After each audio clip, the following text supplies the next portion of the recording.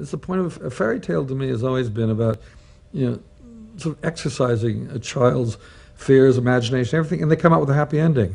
They get through it. Oh, and if you get through enough fairy tales, surviving enough fairy tales, you're probably a bit more prepared for the real world.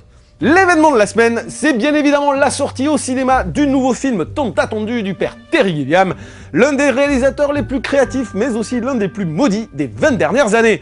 Je parle bien sûr de l'inégal Les Frères Grimm, avec les bellâtres Matt Damon et Heath Ledger, ou Ledger, je ne sais pas comment ça se prononce, mais aussi l'hystérique Jonathan Pryce et l'inénarrable Peter Stormare. Alors je peux te dire que les deux derniers dans le film, ils en font mais des caisses, mais c'est juste pas possible quoi. The boy got hold of Israel!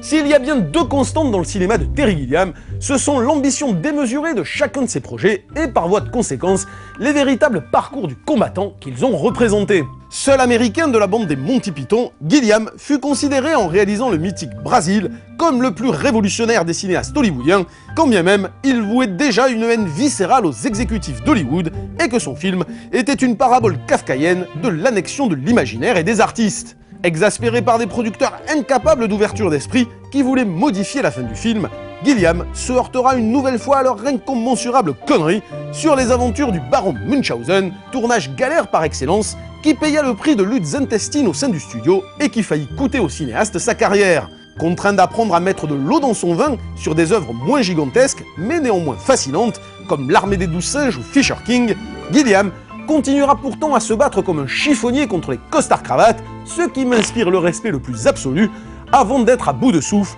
et définitivement maudit sur le tournage avorté de L'homme qui tua Don Quichotte, cas d'école hallucinant dont le documentaire Lost in La Mancha retraça avec brio l'histoire.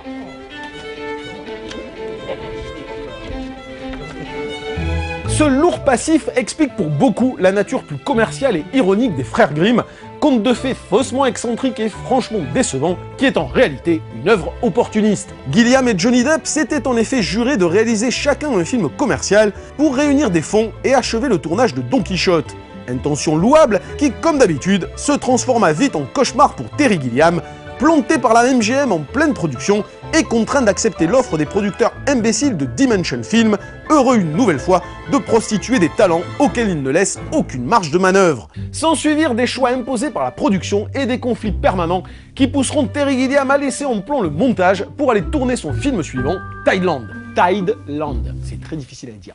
Encore un parcours du combattant qui dessert un film tiraillé entre les velléités de son réalisateur et les dictats du studio.